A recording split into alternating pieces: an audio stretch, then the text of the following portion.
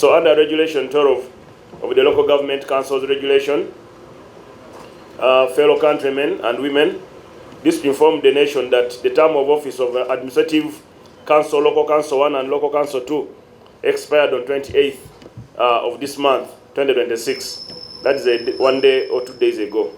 Consequently, the Electoral Commission has released a roadmap for the conduct of administrative unit, village and parish council and committee elections 2026, so that we complete our election cycle. According to the roadmap, these elections are scheduled to take place on 28th July for the village, that is cell level, OLC1, on 10th August for parish ward level, that is LC2, the most important, most of them are quite important. The cell level runs our government program like PDM.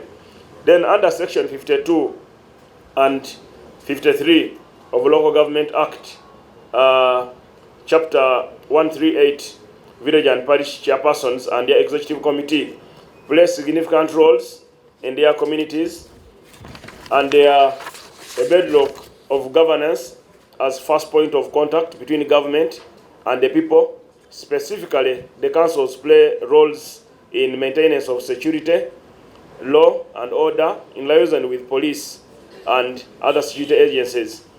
2, registration of citizens of the national programs, national census, recruitment in armed forces, recommendation of citizens for Uganda passport and national ID, and other identification documents. Then they also play another role of dispute resolution through local council courts. They do monitoring of service delivery of our government programs, civic society, and general administration of their different cells. They also monitor the delivery of services by government and civil society and general administration of the localities.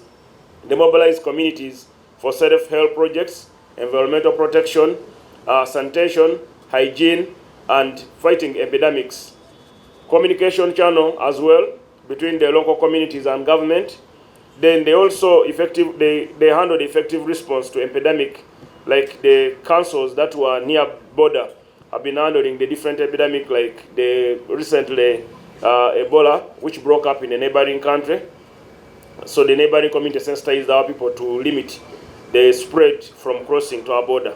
Then they also play the implementation of parish development model, Emioga, and other wealth creation programs for government of Uganda.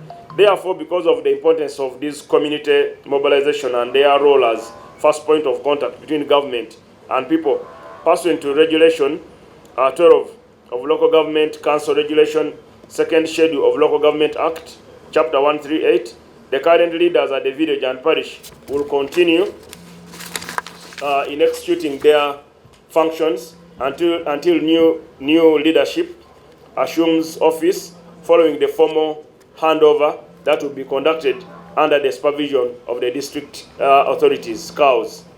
Furthermore, I would like to emphasize the requirement for local council leaders not to hold 2 political offices. 2, the law under Section 29 of Local Government Act, Chapter 138 provides that a person shall not hold a political office or a full-time office in service for more than 1 local government position. 2, whereas a person is elected to local council or wider jurisdiction, his or her membership at the council, smaller jurisdiction, shall fall vacant, another person shall be elected in that given vacancy. For avoidance of doubt, a member of village executive committee shall resign his or her office on village executive committee if elected to the parish ward or to executive committee. This involves handing over the office stamp and any other instrument that were provided by government. This involves the following this legal requirement. Electoral Commission should make all necessary arrangements to ensure that residual elections are conducted for the vacant position at the village level. Finally, countrymen and women, I call upon all of you to turn up in big number to exercise your democratic right to vote for the new council leader, as well as offer yourself for this leadership position in accordance with guidance offered by the Electoral Commission. Ensure elect leaders who are development-oriented, leaders who specifically will carry your village and community forward, avoid electing leaders who have swindled PDM funds. There are some chairpersons who gave members of their family money on the onset of PDM, the first year and second year, and their family members have failed to pay back. Such leaders just dispose them of. Let us elect leaders who don't participate in land grabbing, leaders who don't offer stamp to land grabbers, leaders who are not corrupt. Let's clean our system right from the village. Personally, and I know my sister Namere, none of us is willing to lose our job. The president has made it clear he's not going to be polite to anybody who's not doing his role. That's the reason why we are working 24/7, so that we don't get issues with the president. He said he will fire all of us if we don't do our job.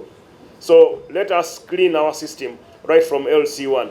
Don't blame the top before you clean the village. Let's clean the village, the parishes, the sub-county, the constituents, the district, and let's get people who will protect the interests of Ugandans. I submit. Thank you very much. 238 DNA we conducted. We found out of 250, 238 were negative. The men were not the fathers of the babies. And these men were struggling and being harassed every day. So I've left that burden to General Tumukunde now to carry on from there. So we found only 12. So the same thing happened. So I'm appealing to young people and to all of you abavubuka, musibe zipu, oba munyweze mukole DNA at birth. Okwewala okugula nappies zitali zizo. Yeah, nayo kisinga obukulu kunyweza ki? Kusiba zipu, kugisiba no oba osololekeko ne kufulu. Ekisembayo? Now the first question is, we are now doing election. When the president was being elected as the president of Uganda, he remained the president till the day when he was to swear in. So these chairpersons with the 2 weeks to go, 3 weeks to go, let them remain there under the minister's permission so that we don't have a vacuum. And we cannot now run to parliament that we do an extension in 2 weeks, because this week members of parliament are doing induction. So next week people will be campaigning. So let us be now, it's voluntary, let us do it in a voluntary way. Then two, and also according to the law, the minister can give a directive or can make an instrument, but it's a limited instrument. I cannot give an instrument without approval of cabinet for more than 1 month. But within 2 weeks, 3 weeks, on the guidance of the head of cabinet secretariat and the attorney general, we can have that extension of 2 weeks. That small mandate, I have it. Then the other question was which one?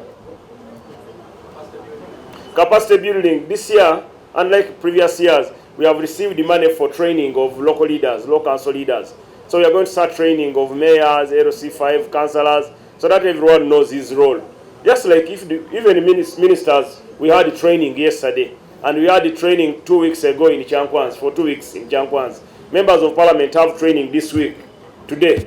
They are doing training today up to Saturday in Munyonyo. So even LC ones will have training. That one is mandatory, and we shall do it.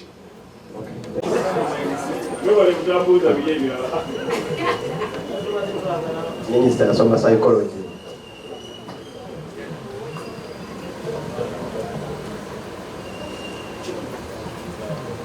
We done?